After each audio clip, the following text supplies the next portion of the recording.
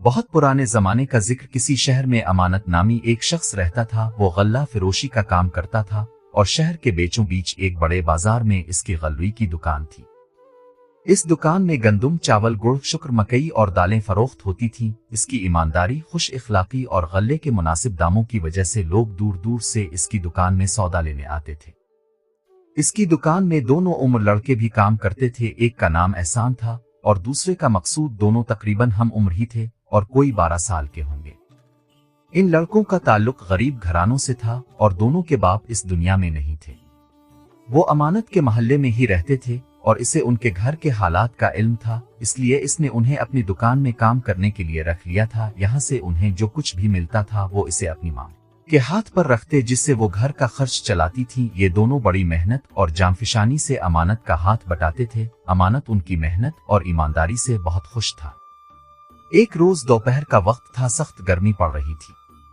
गर्मी की वजह से सारा बाजार सुनसान पड़ा था और लोग अपने अपने घरों में आराम कर रहे थे।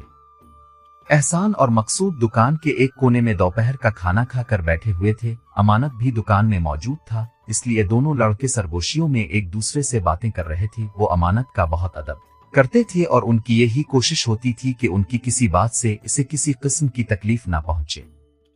इन दोनों लड़कों में एहसान ज्यादा होशियार और ज़हीन था। इसे हर मामले में सोच विचार की आदत थी, इस वजह से अमानत इसे बहुत पसंद करता था। वो दुकान के मामलात में भी बहुत दिलचस्पी लेता था और उसको बेहतर तरीके से चलाने के लिए अमानत को मशवरे भी देता रहता था। वो मशवरे ऐसे हुआ करते थे कि अमानत बखुशी उन पर अमल करता था। इसी के मशवरे पर अमानत ने एक लकड़ी की बड़ी सी 2 पहियों की हथगाड़ी भी बनवा ली थी। जो लोग ज्यादा सामान खरीदा करते थे, अमानत उनका वो सामान इस गाड़ी में लिदवा देता था और एहसान और मकसूद मिलकर वो सामान इस जगह पहुंचा देते थे जहां वो ग्राहक इसे ले जाना चाहता था। ग्राहकों को इस सहूलत से बहुत आसानी हो गई थी। इससे उनकी ये परेशानी दूर हो गई थी कि सामान को खुद उठाकर कैसे ले जाएं। अमानत इस काम की अपने ग्राहकों से एक दमड़ी भी नहीं लेता था। चूंकि ये काम एहसान और मकसूद मिलकर करते थे, इसलिए इसने उनकी उजरत में 5 दिरहम माहाना का इजाफा भी कर दिया था। समझो ये उनकी मेहनत का इनाम था। इस वक्त काम तो कोई था नहीं। गर्मी की वजह से ग्राहक दूर दूर तक नजर नहीं आ रहे थे और बाजार में सन्नाटा छाया हुआ था। इसलिए अमानत ने सोचा कि घर का एक चक्कर लगा ले, शाम से पहले फिर आ जाएगा। इसने गुलुई में पड़ी अशरफियां और दिरहम एक थैली में भरे और उन्हें अपने चौवी की जेब में रखा और उठने ही वाला था कि दुकान के दरवाजे पर एक लंबा चौड़ा शख्स नमूदार हुआ। इसके चेहरे पर घनी दाढ़ी मूछें थी और उसने सर पर एक कपड़ा लपेट रखा था। इसे दुकान में आता देखकर अमानत दोबारा अपनी जगह पर बैठ गया और इसे देखने लगा। इस आदमी के कपड़े इतने कीमती थे कि अमानत के ज़हन में ख्याल आया कि वो कोई बहुत ही अमीर कबीर आदमी है। वो आदमी अंदर आ गया तो अमानत ने कहा, फरमाइए, मैं आपकी क्या खिदमत कर सकता हूं? इस आदमी को देखकर एहसान और मकसूद भी अपनी जगह से खड़े होकर उसके नजदीक आकर खड़े हो गए। वो समझ गए थे कि ये अमीर आदमी गल्ला खरीदने आया है और उन्हें सामान तोल तोल कर देना पड़ेगा। इस आदमी ने कहा, मेरा नाम गोहर सौदागर है, मैं सुल्तानपुर में रहता हूं और वही मेरी गल्ले की दुकान भी है। इस दफा सुल्तानपुर में बारिशें बहुत कम हुई थीं, जिसकी वजह से वहां ज्यादा गल्ला पैदा नहीं हो सका। यही वजह है कि मुझे इतनी दूर से आपके पास आना पड़ा। मुझे किसी ने बताया था कि आप एक ईमानदार आदमी हैं और आपकी चीजें बहुत अच्छी होती हैं और उनके दाम भी बहुत मुनासिब होते हैं। मुझे बड़ी तादाद में गल्ला दरकार है। क्या इतना ज्यादा गल्ला मुझे मिल जाएगा? अपनी तारीफ सुनकर अमानत बहुत खुश हुआ। इसने गोहर सौदागर को तख्त पर बैठने का कहा और बोला, खुदा का शुक्र है कि मेरे पास हर तरह का बहुत सा गल्ला मौजूद है। आप हुक्म करें, आपको क्या क्या चाहिए? गोहर सौदागर ने कहा, मैं अपने साथ 6 ऊंट लेकर आया हूं। बस अब समझ जाएं कि मुझे कितना सामान चाहिए होगा।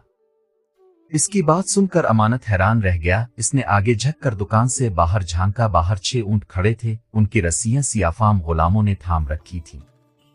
इसने कहा, आप मुझे बता दें कि आपको कौन कौन सी अशिया चाहिए, मैं उन्हें निकलवा कर दे दूंगा। गोहर सौदागर ने इसको सामान बताना शुरू किया। अमानत उन चीजों को लिखता गया। एहसान और मकसूद ने बड़ी फुर्ती से सारा सामान बड़े से तराजू में तोल तोल कर दुकान के बाहर रखा, जिसे गोहर सौदागर के गुलाम उठा उठा कर ऊंटों पर लादने लगे। इस दौरान अमानत हिसाब किताब करने लगा कि कल सामान की क्या कीमत है।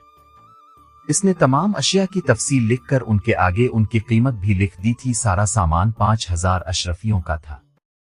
गोहर सौदागर ने हजार अशरफियों की 5 थैलियां निकालकर अमानत के हवाले की। अमानत ने एक थैली को उलटकर उनकी अशरफियां तख्त पर ढेर की और मकसूद को पास बैठाकर उन्हें गिनने का कहा। खुद इसने दूसरी थैली खोल ली थी और उनमें मौजूद अशरफियों को गिनने लगा।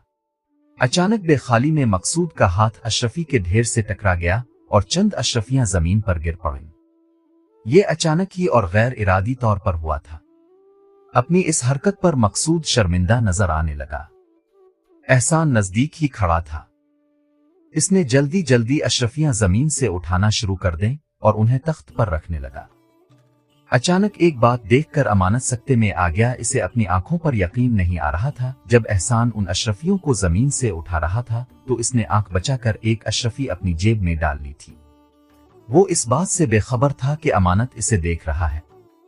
अमानत इस पर बहुत एतमाद करता था और इसे बहुत अच्छा लड़का समझता था। इसकी इस हरकत से इसे दिल्ली सदमा पहुंचा, मगर इस वक्त तो इसने एहसान से इस बारे में एक लफ्ज भी नहीं कहा और ऐसा बन गया जैसे इसे कुछ पता ही नहीं है। इसने सोच लिया था कि जब गोहर सौदागर चला जाएगा तो वो एहसान से इस बारे में पूछ-गुछ करेगा। चोरी करना बुरी बात होती है। इसने फैसला कर लिया कि इस हरकत के नतीजे में वो अब इसे अपनी दुकान में भी नहीं रखेगा बल्कि नौकरी से निकाल देगा। थोड़ी देर बाद जब उन्होंने 5 थैलियों की अशरफियां गिन लें तो अमानत ने देखा कि एहसान दुकान में मौजूद नहीं था। उसके जहन में आया कि शायद वो अशरफी को कहीं छुपाने गया है। एक मर्तबा फिर अमानत को इसकी हरकत पर अफसोस हुआ। वो तो इसे एक बहुत ही अच्छा और हाथ का साफ लड़का समझता था, मगर आज इसने एक अशरफी की चोरी करके इसके एतमाद को ठेस पहुंचा दी थी। अमानत की दुकान सामान से तकरीबन खाली हो चुकी थी और इसमें मौजूद सामान ऊंटों पर लाद दिया गया था। चारों गुलाम इस मशक्कत के काम से पसीना पसीना हो रहे थे। अमानत ने मकसूद को बाजार की तरफ दौड़ाया कि वो जल्दी से उनके लिए शरबत ले आए। चारों गुलाम काम खत्म करके एक कोने में बैठ गए थे। मकसूद जल्द ही ठंडा और खुश जायका शरबत ले आया और मिट्टी के आबखोरों में डालकर सबको पेश किया। अभी वो लोग शरबत पी ही रहे थे कि अमानत की नजर दूर से आते हुए एहसान पर पड़ी। इसे देखकर अमानत को एक मर्तबा फिर वो वाकया याद आ गया जब एहसान सबकी नजर बचाकर एक अशरफी अपनी जेब में डाल रहा था। इसकी इस हरकत पर अमानत को दोबारा अफसोस होने लगा। वो इन दोनों लड़कों को अपनी औलाद की तरह चाहता था। एहसान की चोरी की वजह से इसे बहुत सदमा हुआ था। अचानक अमानत ने देखा कि एहसान अकेला नहीं है, इसके साथ 6 सिपाहियों का दस्ता भी था। थोड़ी देर में वो सब दुकान पर पहुंच गए। दुकान में दाखिल होते ही एहसान ने सिपाहियों से कहा, यही वो शख्स है जिसके मुतालिक मैंने दारोगा साहिब को बताया था। 2 सिपाहियों ने झपट कर गोहर सौदागर को अपनी गिरफ्त में ले लिया। इस सूरत-ए-हाल से अमानत बहुत परेशान हो गया था। इसने निहायत गुस्से से कहा, एहसान ये क्या बदतमीजी है। ये एक मुअज़्ज़ज़ सौदागर हैं, उनके साथ ये सलूक में बर्दाश्त नहीं कर सकता। एहसान ने बड़े अदब से कहा, मालिक अभी आपको सब कुछ पता चल जाएगा। सिपाहियों को देखकर चारों गुलाम भी घबरा कर खड़े हो गए थे। मकसूद भी एक कोने में सहमा हुआ खड़ा था।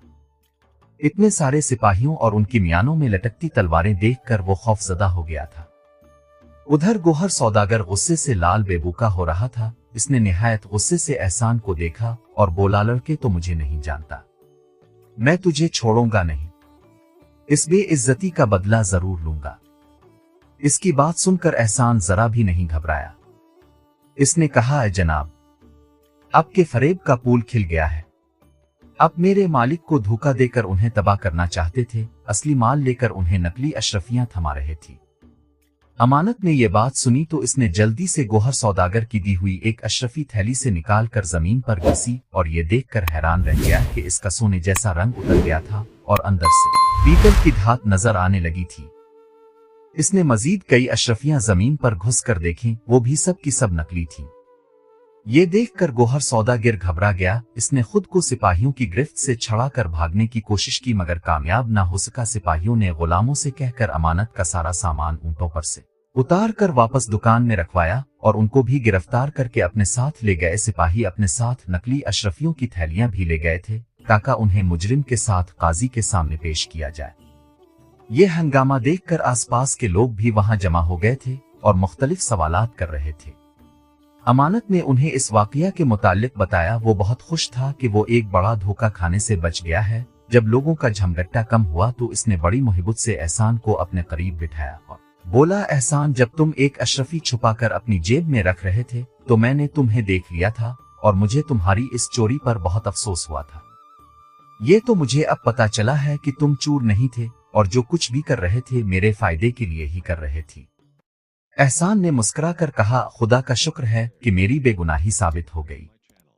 جب مقصود کا ہاتھ لگ کر اشرفیاں زمین پر گری تھیں تو ٹھن کی طرح کی آوازیں آئی تھی۔ مجھے اچھی طرح پتا ہے کہ تانبے اور پیتل کے سکوں کے گرنے سے ایسی ہی آوازیں آتی ہیں۔ اشرفی زمین پر گرے تو ان کی آواز دوسری ہوتی ہے، یوں لگتا ہے جیسے فرش پر کوئی پتھر ٹھک کر کے گرا ہو۔ اس کے گرنے سے آواز میں کھنک نہیں ہوتی جیسے پیتل کے سکوں میں ہوتی ہے۔ میں نے اشرفیوں کے نیچے گرنے کی آواز سنی تو مجھے اسی وقت شبہ ہو گیا تھا۔ میں سب کی آنکھ بچا کر ایک اشرفی لے کر باہر نکلا اور کونے میں بیٹھ کر اس کو زمین پر گھس کر دیکھا تو اندر سے پیتل کی دھات دکھائی دی، جبکہ اشرفیاں تو خالص سونے کی ہوتی ہیں، انہیں کتنا ہی گھسے ان کی پلاہٹ ختم نہیں ہوتی۔ میں سمجھ گیا کہ یہ آدمی کوئی دھوکے باز ہے اور آپ کو جل دینے کی فکر میں ہے۔ یہ دیکھ کر میں بھاگا بھاگا داروغہ جی کے پاس پہنچا اور انہیں ساری بات بتائی۔ انہوں نے غور سے میری بات سنی اور سن کر مجھے شاباش دی۔ پھر انہوں نے اپنے سپاہی میرے ساتھ کر دیے تاکہ وہ اس نوسر باز کو پکڑ سکیں۔ احسان، میں تمہارا مشکور ہوں کہ تمہاری عقلمندی کی وجہ سے میں ایک بہت بڑے نقصان سے بچ گیا ہوں۔ اگر وہ چالاک سوداگر اپنے مقصد میں کامیاب ہو جاتا تو میرے تباہ ہونے میں کوئی کسر نہیں رہ گئی تھی، امانت نے کہا۔ مقصود بھی ان دونوں کے قریب کھڑا یہ باتیں سن رہا تھا اور حیران ہو رہا تھا۔ اسے اس بات کی بہت خوشی تھی کہ اس کا دوست ایک عقلمند لڑکا ہے۔ امانت تو احسان سے بہت ہی خوش تھا۔ اس نے اس بات پر افسوس کا اظہار بھی کیا تھا کہ اس نے ناحق اس پر شک کیا تھا۔ اس خوشی میں اس نے دونوں لڑکوں کو 10 درہم بھی دیے اور کہا کہ اگلے ہفتے میلہ شروع ہو رہا ہے، یہ رقم تم دونوں وہاں خرچ کرنا اور مزے سے گھومنا پھرنا اور جو جی میں آئے کھانا پینا۔ دونوں لڑکے خوش ہو گئے۔ اگلے دن امانت کی دکان پر شہر کا داروغہ آیا اور آتے ہی احسان کے بارے میں پوچھا۔ امانت نے احسان کو بلا کر اس کے سامنے کھڑا کر دیا۔ داروغہ نے شفقت سے اس کے سر پر ہاتھ پھیرا اور بولا، تم نے ایک بہت بڑا کارنامہ انجام دیا ہے۔ اس مجرم کو قاضی کی عدالت میں پیش کر دیا گیا ہے اور قاضی صاحب نے اسی سلسلے تم دونوں کو عدالت میں طلب کیا ہے۔ وہ اس واقعہ کی تفصیل جاننا چاہتے ہیں۔ احسان تھا تو بچہ ہی، قاضی کا نام سنا تو گھبرا گیا، مگر امانت نے اسے دلاسا دیا اور بولا، گھبراؤ نہیں، میں بھی تو تمہارے ساتھ چل رہا ہوں۔ امانت نے دکان بند کی اور دونوں لڑکوں کو ساتھ لے کر داروغہ جی کے ساتھ قاضی کی عدالت میں پہنچ گیا۔ گوہر سوداگر کٹہرے میں سر جھکائے کھڑا تھا۔ تھوڑی دیر میں مقدمے کی کاروائی شروع ہوئی۔ پہلے امانت نے تفصیل بتائی، پھر احسان نے پورا واقعہ سنایا۔ اس کی بات سن کر قاضی سمیت وہاں سب لوگ اس کی ذہانت پر اش کر اٹھے۔ جرم ثابت ہو گیا تھا۔ گوہر سوداگر کو اسو دروی اور 10 سال قید کی سزا سنا دی گئی۔ اس کے بعد قاضی نے احسان سے کہا، لڑکے احسان، میں تمہاری ذہانت سے بہت متاثر ہوا ہوں۔ تمہاری اگر صحیح تعلیم و تربیت ہو تو تم بڑے ہو کر ایک بہت اچھے اور قابل انسان بن کر ملک کی خدمت کر سکتے ہو۔ میں نے پتہ کروا لیا ہے کہ تمہارا تعلق ایک غریب گھرانے سے ہے، جس کی وجہ سے تم اتنی کم عمری میں محنت مزدوری کرنے پر مجبور ہو گئے ہو۔ تمہارے اس کارنامے کے صلے میں نے فیصلہ کیا ہے کہ سرکاری خزانے سے تمہیں 5 سال تک 200 درہم ماہانہ وظیفہ دیا جائے گا۔ میں تمہارے مالک امانت کو بھی یہ حکم دیتا ہوں کہ وہ تمہاری اچھی تعلیم کا بندوبست کرے۔ فارغ وقت میں تم اس کی دکان پر کام کر سکتے ہو، جس کا معاوضہ وہ تمہیں ادا کرتا رہے گا۔ قاضی کی یہ بات سن کر احسان کو ذرا خوشی نہیں ہوئی۔ یہ بات قاضی نے محسوس کر لی تھی۔ اس نے حیرت سے پوچھا، تم خوش نہیں ہو لڑکے؟ میں خوش تو ہوں مگر زیادہ نہیں، احسان نے بڑی صاف گوئی سے کہا۔ اس کی وجہ کیا ہے؟ قاضی نے حیرانگی سے سوال کیا۔ انعام کا حقدار میرا دوست مقصود بھی ہے۔ اگر اس کا ہاتھ لگنے کی وجہ سے اشرفیاں نیچے نہ گرتی تو مجھے ان کی آواز بھی سنائی نہیں دیتی اور مجھے پتہ بھی نہیں چلتا کہ اشرفیاں نقلی ہیں۔ دیکھا جائے تو اصل کارنامہ مقصود کا ہی تھا، جس کی وجہ سے اس سوداگر کی چالاکی کا پردہ چاک ہوا۔ احسان کی بات سن کر عدالت میں موجود سب لوگ اس کی دوستی کے اس اظہار پر بہت خوش ہوئے۔ قاضی نے مسکرا کر کہا، شاباش لڑکے، تم نے بہت اچھی بات کی اور اپنے دوست کو نہیں بھولے۔ अब हमारा ये भी फैसला है कि तुम्हारे दोस्त मकसूद को भी इतना वजीफा मिलेगा जितना तुम्हें मिलेगा, और वो भी पूरे 5 साल तक। इसकी पढ़ाई लिखाई की जिम्मेदारी भी तुम्हारे मालिक अमानत पर होगी। इसके साथ ही अदालत बर्खास्त की जाती है। सब लोग उठकर जाने लगे तो मकसूद एहसान से लिपट गया। इसकी आंखों में आंसू थे। अमानत ने भी एहसान को गिले से लगा लिया। इसके बाद उन दोनों लड़कों के दिन फिर गए। वो सुबह से लेकर दोपहर तक पढ़ने के लिए एक मकतब में जाने लगे। वहां से वापसी पर वो अमानत की दुकान पर काम करते। दोनों की माएं बहुत खुश थीं, क्योंकि काजी के दिए हुए वजीफे की वजह से उनकी गुर्बत दूर हो गई थी। फिर अमानत की दुकान पर काम करने के भी उन्हें पैसे मिला करते थे। उनकी माओं की दूसरी खुशी ये थी कि उनके बच्चों की तालीम का भी बंदोबस्त हो गया था। अमानत भी बहुत खुश था। इसने फैसला कर लिया था कि एहसान और मकसूद जब बड़े हो जाएंगे तो वो उनको भी गल्ले का कारोबार करवा देगा, और उसने ऐसा ही किया।